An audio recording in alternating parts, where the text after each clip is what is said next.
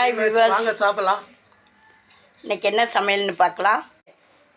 கன்னிகா என்னம்மா சமையல்? இன்னைக்கு என்ன சமையல்னு பார்க்கலாம். வாங்க வாங்க சாப்பிடலாம். லைக் பண்ணுங்க, ஷேர் பண்ணுங்க, சப்ஸ்கிரைப் பண்ணுங்க, ஆல் பெல் பட்டனை கிளிக் பண்ணுங்க, ஸ்கிப் பண்ணாமல் பாருங்க. புதுசாக பார்க்குறவங்க சப்ஸ்கிரைப் பண்ணுங்க. அருமையாக அது பாருங்க, கடை அரிசி சாதம் மாதிரி சூப்பராக இருக்குது. இதை மாதிரி வச்சு சாப்பிடுங்க. இது வடை, மசால் வடை, எண்ணெய் கத்திரிக்காய் காரக்குழம்பு, வடகம் போட்டு தாளிச்சிருக்கேன். இது பொன்னாங்கண்ணி கீரை கடையல். பொன்னாங்கண்ணி கீரை பொரியல் பண்ணுவீங்க, கூட்டு வைப்பீங்க, கடைஞ்சி சாப்பிட்டு பாருங்கள். இதனுடைய சுவை அலாதியாக இருக்கும். பருப்பு, வெங்காயம், தக்காளி எல்லாம் தனியாக வேக வச்சுக்கோங்க. குக்கரில் நல்லா வச்சு 4 விசில் வச்சு பருப்பு, வெங்காயம், தக்காளி இழைய வச்சுக்கோங்க. அதுக்கப்புறம் ஒரு பாத்திரம் வச்சு வானல் வச்சு அதில் இந்த பொன்னாங்கண்ணி கீரையை மட்டும் தனியாக வேக வைங்க. வேக வச்சு இந்த பருப்போடு சேர்த்து கடைஞ்சிக்கங்க. அப்போ தான் கலர் மாறாத பச்சுன்னு இருக்கும்.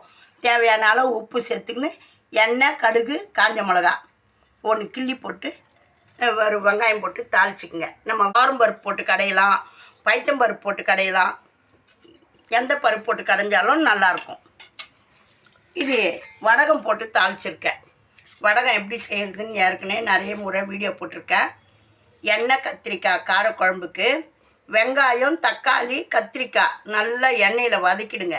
நல்லா எண்ணெயில் வதக்கிட்டு ரொம்ப நேரம் வதக்கக்கூடாது. அப்படி வதக்குனிங்கன்னா இந்த கத்திரிக்காயோட கலர் மாறிடும். ரொம்ப நேரம் வதக்காமல் வெங்காயம், தக்காளி நல்லா வதங்கட்டணும். கத்திரிக்காவை போட்டு 2 கலர் கலரி தண்ணி வச்சு உப்பு, மஞ்சத்தூள், மிளகாத்தூள் எல்லாம் போட்டு திட்டமாக கொதிக்கட்டோன்னு அதுக்கப்புறம் பூண்டு நிறைய உரிச்சு அந்த வெங்காயம், தக்காளி வதக்கும் போதே போட்டுக்குங்க. பூண்டு நிறைய போட்டுக்குங்க. பூண்டு நான் நிறைய போட்டிருக்கேன். கலரில் தெரியல, இதோ பூண்டெல்லாம் போட்டிருக்கேன்.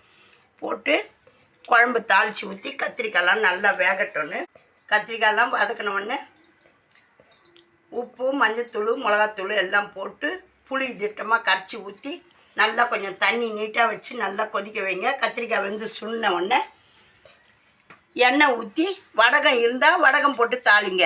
இல்லையா எண்ணெய், கடுகு, 2 வெங்காயம் தாளித்து கொட்டுங்க. அருமையாக இருக்கும்.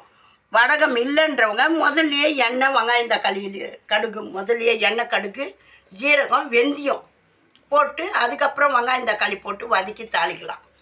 வடகம் இருந்தால் கடைசியில் தான் தாளிக்கணும்.